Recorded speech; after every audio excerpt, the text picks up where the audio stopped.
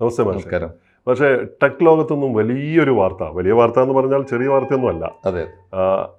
ആമസോണിന് ബദലായി ചൈന കാണുന്ന ചൈനയുടെ ആമസോൺ എന്ന് പറയുന്ന ആലിബാബയെ ലോക ആഗോള ലക്ഷ്യത്തിൻ്റെ ഭാഗമായി AI പോലുള്ള സാങ്കേതിക വിദ്യകളുടെ വളർച്ചയുടെ ഭാഗമായി ചൈന 53 ബില്യൺ ഡോളറാണ് ആലിബാബ ചൈനയുടെ സഹായത്തോടെ നിക്ഷേപിക്കുന്നത് ആ രംഗത്ത്. ശരിക്കും പറഞ്ഞാൽ ഇതൊരു ChatGPTക്ക് എതിരാളി എന്ന നിലക്കാണ്. അതിൻ്റെ പേര് Qwen 3 Max എന്നാണ് അവരുടെ പുതിയ ചാറ്റ്ബോട്ടിന്റെ പേര്. AI അധിഷ്ഠിതമായ ചാറ്റ്ബോട്ടാണ്. ഈ ചാറ്റ്ബോട്ടിന്റെ ഒരുപാട് നിരവധി പ്രത്യേകതകളുണ്ട്. ഈ ഒരു കടന്നുവരവ് ആലിബാബയുടെ 53 ബില്യൺ ഡോളറിന്റെ ഈ കടന്നുവരവ് ശരിക്കും പറഞ്ഞാൽ ഒരു തകർപ്പൻ പ്രകടനം ആ രംഗത്ത് ഉണ്ടാവും എന്ന നിലയ്ക്കാണ്. ഒരുപാട് പ്രത്യേകതകളുണ്ട് ഈ ഒരു കാര്യം. AI റിലേറ്റഡ് ആയി ഈ Qwen 3 Max എന്ന് പറയുന്നത് ഞാൻ അത് ഉപയോഗിക്കാൻ തുടങ്ങി. അതിന്റെ പെയ്ഡർ അല്ലാത്ത വേർഷൻ ഉപയോഗിക്കാൻ തുടങ്ങി. അപ്പൊ ഇതിന്റെ ഏറ്റവും വലിയൊരു പ്രത്യേകത എന്ന് വെച്ചിട്ടുണ്ടെങ്കിൽ നമ്മൾ പ്രോംപ്റ്റിംഗ് നടത്തുന്നതിനോടൊപ്പം തന്നെ അത് സ്വയം അതിന്റെ നമ്മുടെ ആവശ്യം എന്താണെന്ന് മനസ്സിലാക്കിയിട്ട് അതിനൊരു ടൈം എടുക്കും. വളരെ അക്യുറസി ഉണ്ട്. ഈ അക്യുറസി എന്ന് പറയുന്നത് നമ്മൾ ചില കാര്യങ്ങൾ ചോദിക്കുമ്പോൾ ഈ വാർത്ത പരിശോധിക്കണം, ഇത് നിങ്ങൾ തരുന്ന ഈ വിവരം തെറ്റാണെന്ന് കാണുന്നുണ്ട് എന്ന് പറഞ്ഞ് അത് നമ്മളെ ഓർമ്മപ്പെടുത്തുന്നുണ്ട്. ഒരു കാട് കയറിയിട്ടുള്ള ഒരു വിവരശേഖരണത്തിനപ്പുറത്ത് കുറച്ചുകൂടി ആക്യുറേറ്റ് ആയിട്ടുള്ള ഒരു വിവരശേഖരണം മലയാളമൊക്കെ അതിഭംഗിയായിട്ടാണ് തിരിച്ചു നൽകുന്നത്. അപ്പോൾ സ്വയം ചിന്തിക്കാനുള്ള ഒരു ശേഷിയും കൂടെ കൈവരിച്ചുകൊണ്ട് ഇപ്പൊ പറഞ്ഞ പോലെ ബയോളജിക്കൽ ഇന്റലിജൻസ് എന്ന് പറയുന്ന ഒരു സാധനത്തിന്റെ സിന്തറ്റിക് ബയോളജിക്കൽ ഇന്റലിജൻസ് SBI എന്ന് പറയുന്ന ഒരു സ്ഥലത്തേക്കുള്ള ഒരു നീക്കം. ആ രംഗത്ത് ഒരുപാട് പരീക്ഷണങ്ങൾ നടക്കുന്നുണ്ട്. ആ പരീക്ഷണങ്ങൾ കൈവരിച്ചിട്ടുണ്ട്. അത്തരത്തിലുള്ള കമ്പ്യൂട്ടറുകൾ നിർമ്മിച്ചിരിക്കുന്നു പല കമ്പനികളും. അപ്പോൾ ചൈനയുടെ ഈ ഒരു കടന്നുവരവ് എങ്ങനെയാണ്?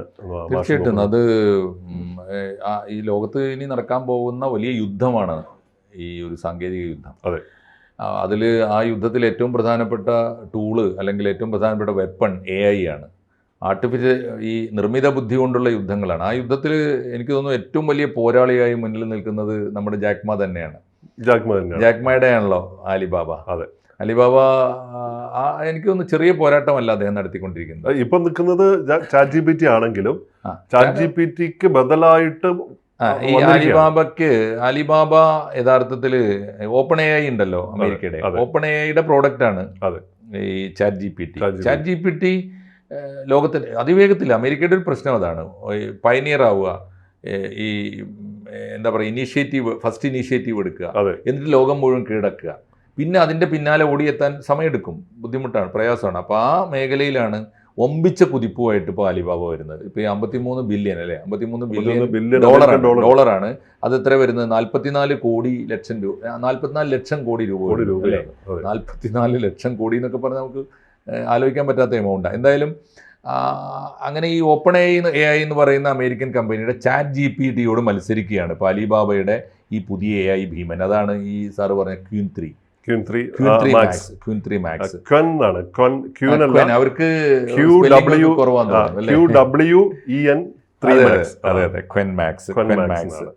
അതിനുള്ള ഗുണം സാറ് പറഞ്ഞു തന്നെയാണ്. ഏറ്റവും പ്രധാനപ്പെട്ട ഗുണം ChatGPTയേക്കാൾ അഡ്വാൻസ്ഡ് ആവുന്ന അങ്ങനെയാണ്. ChatGPT നമ്മൾ സാധാരണ ഉപയോഗിക്കുന്നതാണ്. നമുക്ക് ചോദിക്കണം എന്താണ് സൈബീരിയയിലെ പക്ഷിയുടെ പേര് നമ്മൾ ചോദിക്കണം. അപ്പോൾ നമ്മളിപ്പോൾ സെർച്ച് ചെയ്യുന്നത് നമ്മുടെ ഒരു അൽഗോരിതം, നമ്മുടെ ഒരു സെർച്ചിങ് മെത്തേഡ്സും നമ്മുടെ രീതിയൊക്കെ തീരുമാനിച്ചിട്ട് ഇവർ തന്നെ കണ്ടെത്തും ഇയാൾക്ക് ഇപ്പോൾ എന്താ വേണ്ടത്. ഇപ്പോൾ ഇങ്ങനെ ചോദിക്കാണ്ട്, ഇപ്പോൾ എനിക്ക് തോന്നുന്നത് പോപ്പുലേഷൻ ഓഫ് US എന്ന് ചോദിച്ചാൽ ഞാൻ സെർച്ച് ചെയ്യുന്നുണ്ടെങ്കിൽ അടുത്തത് എന്താണ് എന്ന് നമ്മളോട് ഇങ്ങോട്ട് ചോദിക്കും. അതെ, നിങ്ങൾക്ക് വേണ്ടത് പോപ്പുലേഷൻ ഓഫ് അത് ഇപ്പം നിലവിലുള്ളവർ ചോദിക്കും. അതെ, നിലവിലുള്ളവർ ചോദിക്കും. അപ്പോൾ ഇതിനുള്ളൊരു ഗുണം എന്താ വെച്ചാൽ ഞാൻ എന്താണ് സെർച്ച് ചെയ്യാൻ ആലോചിക്കുന്നത് എന്ന് ഈ നിർമ്മിത ബുദ്ധി കണ്ടെത്തി. ഓട്ടോണമസ് ഏജന്റ് കേപ്പബിലിറ്റീസ് അത് തന്നെ ഓട്ടോണമസ് ഏജൻസിയാണ്. അത് നിങ്ങൾക്ക് ഇന്നതാണോ വേണ്ടത് എന്ന് ഇങ്ങോട്ട് ചോദിക്കും, നമ്മൾ അങ്ങോട്ട് ചോദിക്കാൻ നിൽക്കണ്ട. അപ്പോൾ yes or no അടിച്ചു കൊടുത്താൽ മതി, അതല്ലെങ്കിൽ ഇന്നതാണ് എന്ന് അങ്ങോട്ട് പറഞ്ഞു കൊടുത്താൽ മതി. അപ്പോൾ എന്നിട്ട് അവരത് ഇംപ്ലിമെൻ്റ് ചെയ്ത് ആൻസർ തരും. അപ്പോൾ നമുക്ക് വേണ്ട ചോദ്യങ്ങൾ, വിശകലനങ്ങൾ അത് കണ്ടെത്തിയിട്ട് നമ്മുടെ ലക്ഷ്യങ്ങൾ മനസ്സിലാക്കിയിട്ട് നമുക്ക് വേണ്ടി ചോദ്യങ്ങൾ നിർമ്മിച്ച് കോഡുകൾ എഴുതുക, തീരുമാനങ്ങൾ എടുക്കുക, വർക്ക് ഫ്ലോ ഓട്ടോമേറ്റ് ചെയ്യുക. അതെ, എന്ത് വലിയ വ്യത്യാസമാണ് ഉണ്ടാക്കാൻ പോകുന്നത്. സ്വയം നടപടികൾ ആസൂത്രണം ചെയ്യുന്നതാണ്. അതെ, നമ്മുടെ മേലുള്ള നടപടികൾ അത് സ്വയം ആസൂത്രണം ചെയ്തുകൊണ്ട്. അതെ അതെ, തീർച്ചയായിട്ടും. ഇത് ഏറ്റവും പ്രധാനപ്പെട്ട മാറ്റം ഉണ്ടാക്കാൻ പോകുന്നത് ഈ ചൈനയിലെ ഏറ്റവും പ്രധാനപ്പെട്ട കാര്യം, ചൈനയിലെ ടെക്നിക്കൽ രംഗത്ത്, ടെക് മേഖലയിൽ ചൈന ഇന്നേ വരെ നടത്തിയിട്ടുള്ള ഏറ്റവും വലിയ നിക്ഷേപമാണിത്. 53 ബില്യൺ എന്ന് പറയുന്നത്. അത് പോലും അത് തന്നെ ഒരു സൂചനയാണ്. ചൈന ഇനിയുള്ള കാലത്ത് എവിടെയാണ്, ഏത് സെക്ടറാണ് ലക്ഷ്യം വെക്കുന്നത്? ചൈന ഏറ്റവും കൂടുതൽ ലക്ഷ്യം വെക്കുന്നത് ഇനി അങ്ങോട്ട് ഈ സാങ്കേതിക രംഗത്ത് തന്നെയാണ്. അവർക്കറിയാം ലോകത്തെ ഏറ്റവും പുതിയ ലോകത്തോട് പിടിച്ചു നിൽക്കാനും പുതിയ ലോകത്തിന് മുന്നേ സഞ്ചരിക്കാനും എന്താണ് ആവശ്യമുള്ളത് നമുക്കറിയാം. പ്രത്യേകിച്ച് ചിപ്പുകളുടെ യുദ്ധം, അതെ അതെ, ചിപ്പുകളുടെ ആവശ്യം, അതെ ആ കാര്യത്തിൽ അവർ സ്വയം പര്യാപ്തത എപ്പോഴോ നേടിക്കഴിഞ്ഞു. അപ്പം അലിബാബയുടെ ഈ നീക്കത്തിന് വലിയ അങ്ങനെ ഒരു കാര്യമുണ്ടെന്ന്, എൻവിഡിയ പോലുള്ള വലിയ കമ്പനികളുടെ ചിപ്പുകളുടെ പ്രധാന ഉപഭോക്താക്കളാണ് എൻവിഡിയ പോലുള്ളവർ. അപ്പോൾ അവർക്കൊക്കെ എതിരായിട്ട് അതിനെയൊക്കെ തളർത്തിക്കൊണ്ട് മുന്നേറുക എന്ന വലിയ ലക്ഷ്യം വെച്ചുകൊണ്ടാണ്. അല്ല, അതിൻ്റെ ഒരു കാരണം കൂടി ഉണ്ട് സാർ. ഈ എൻവിഡിയയുടെ ചിപ്പുകൾ ഏറ്റവും കൂടുതൽ ഉപയോഗിച്ചിരുന്നതാണ് അലിബാബ. അപ്പോൾ അമേരിക്ക ഉപരോധം ഏർപ്പെടുത്തി. ഇപ്പോൾ അങ്ങനെയുണ്ടല്ലോ, ഇപ്പോൾ എല്ലാം ഉപരോധമാണല്ലോ, തമ്മിൽ അനങ്ങിയാൽ ഇപ്പോൾ അങ്ങോട്ടും ഇങ്ങോട്ടും ഉപരോധമാണല്ലോ ഈ താരിഫും. അപ്പോൾ എൻവിഡിയയുടെ ഉപരോധം വന്നു അലിബാബക്ക്. ആ പശ്ചാത്തലത്തിലാണ്. അതുകൊണ്ട് എൻവിഡിയയുടെ സഹായമില്ലാതെ തന്നെ ഈ മൈക്രോ ചിപ്പുകൾ നിർമ്മിച്ച് ആ മേഖലയിലെ ഭീമന്മാരായി വളരുക എന്ന നിശ്ചയദാർഢ്യം. മാഷ് പറഞ്ഞ ആ പോയിന്റ്, ചൈനീസ് കമ്പനികളോട് ആവശ്യപ്പെട്ട വാക്കും അത് തന്നെയാണ്. നിങ്ങളുടെ സ്വന്തം ഭാവി നിങ്ങൾ തന്നെ നിർമ്മിക്കൂ, സ്വയം തീരുമാനിക്കൂ. അത് എനിക്ക് തോന്നി ലോകത്തിന് വലിയ വെളിച്ചം നൽകുന്ന ഒരു വാക്കാണ്. ഒരുപക്ഷെ അതിന് സമാനമായിട്ട് ഇപ്പോൾ ചൈനീസ് കമ്പനികളോട് ചൈനീസ് ഗവൺമെൻറ് പറയുന്നത്, നിങ്ങൾക്ക് വേണ്ടത്, നിങ്ങൾക്ക് പുതിയ കാലത്ത് ആവശ്യമുള്ളത് നിങ്ങൾ തന്നെ നിർമ്മിക്കുന്ന. ഇതിന് സമാനമായൊരു വാക്യം എനിക്ക് ഓർമ്മ വരുന്നത്, കഴിഞ്ഞ സ്വാതന്ത്ര്യ ദിനത്തിൽ നമ്മുടെ പ്രധാനമന്ത്രി ചെങ്കോട്ടയിൽ നിന്ന് ലോകത്തോട് പറഞ്ഞു, നമ്മുടെ സ്വാതന്ത്ര്യം സമ്പൂർണ്ണമാകാൻ സ്വദേശി സോഷ്യൽ മീഡിയ വേണം. മക്കളെ, എൻ്റെ രാജ്യത്തെ പുതിയ തലമുറ ഉണരട്ടെ. തീർച്ചയായിട്ടും അവർ ശക്തരാണ്, അവർ കേപ്പബിളാണ്, അവർ പ്രബലരാണ്, അവർക്ക് ശേഷിയുണ്ട്, രാജ്യം ഇതാ നിങ്ങളുടെ പിന്നാലെ ഉണ്ട് എന്ന്. അപ്പോൾ പുതിയ ലോകത്തെ നയിക്കേണ്ടത് ആരാണ്? പുതിയ യുവത്വമാണ്, അവരുടെ ബുദ്ധിശക്തിയാണ്.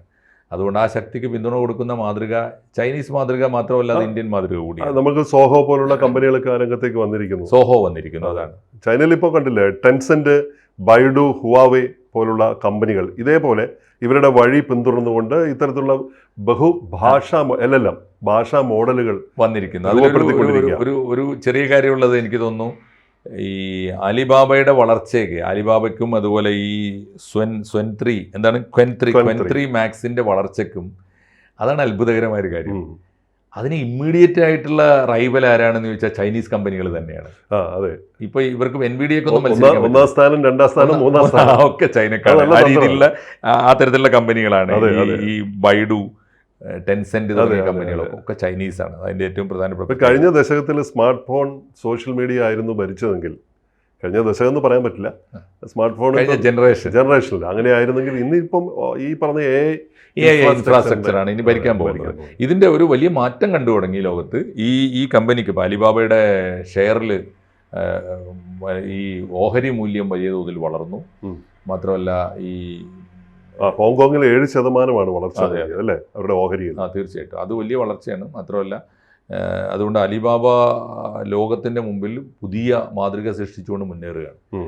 പലപ്പോഴും പയനിയേഴ്സ് ആവാൻ കഴിയുക, അല്ലെങ്കിൽ ഏറ്റവും അഡ്വാൻസ്ഡ് ആയിട്ടുള്ള നിലവിലുള്ള ടെക്നോളജിയിൽ നിന്ന് നമുക്ക് കിട്ടുന്നതിനേക്കാളും അഡ്വാൻസ്ഡ് ആയിട്ടുള്ള സൗകര്യങ്ങൾ ആർക്കാണോ കൊടുക്കാൻ പറ്റുക, ആ കമ്പനിക്ക് മുന്നേറാൻ പറ്റും.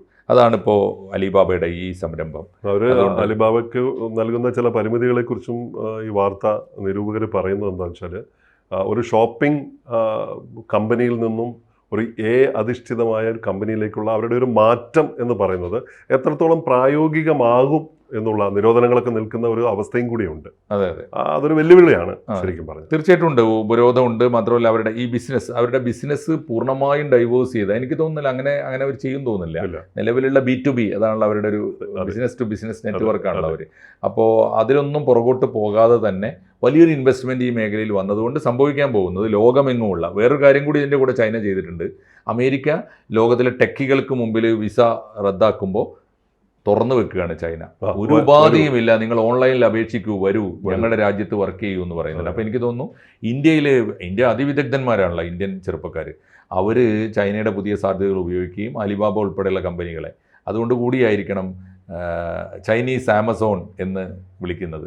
ആമസോണിനെ വെല്ലുന്ന ഒരു വലിയ കമ്പനിയായിട്ട് അലിബാബ വളരുകയാണ്. ആ വളർച്ചയിൽ അമേരിക്കയുടെ ഉപരോധത്തിന് മുമ്പിൽ പലപ്പോഴും കഷ്ടപ്പെടുന്ന പുതിയ തൊഴിൽ മേഖല, പുതിയ തൊഴിൽ സമൂഹം ഉണ്ടല്ലോ, ടെക്കികൾ, പുതിയൊരു മാർക്കറ്റ്, അവർക്ക് പുതിയ അവസരം തുറക്കും. ഇന്ത്യക്ക് ഒരുപാട് കാര്യങ്ങൾ നിന്ന് പഠിക്കാനുണ്ട്. ഇന്ത്യക്ക് പ്രയോജനപ്പെടും. മാത്രമല്ല ഇന്ത്യയിലെ ഭാവി, ഇന്ത്യയിലെ ചെറുപ്പക്കാരുടെ ഭാവിയും തുറക്കുന്ന തരത്തിലുള്ള ഒരു വലിയ സാധ്യതയാണ് ഇത്. ഇന്ത്യൻ ചെറുപ്പക്കാരുടെ കൂടി പിന്തുണയോടെ അലിബാബ ലോകത്തിലെ ഒരു വമ്പൻ ബാബയായി വളരും നമുക്ക് പ്രത്യേകിച്ച് എന്തായാലും ക്യൂൻ 3 മാക്സ്. റൈറ്റ്. കൂടുതൽ വാർത്തകളും വിശേഷങ്ങളും നിങ്ങളിലേക്ക് എത്താൻ ABC മലയാളം സബ്സ്ക്രൈബ് ചെയ്യുക, ബെൽ ബട്ടണും അമർത്തുക.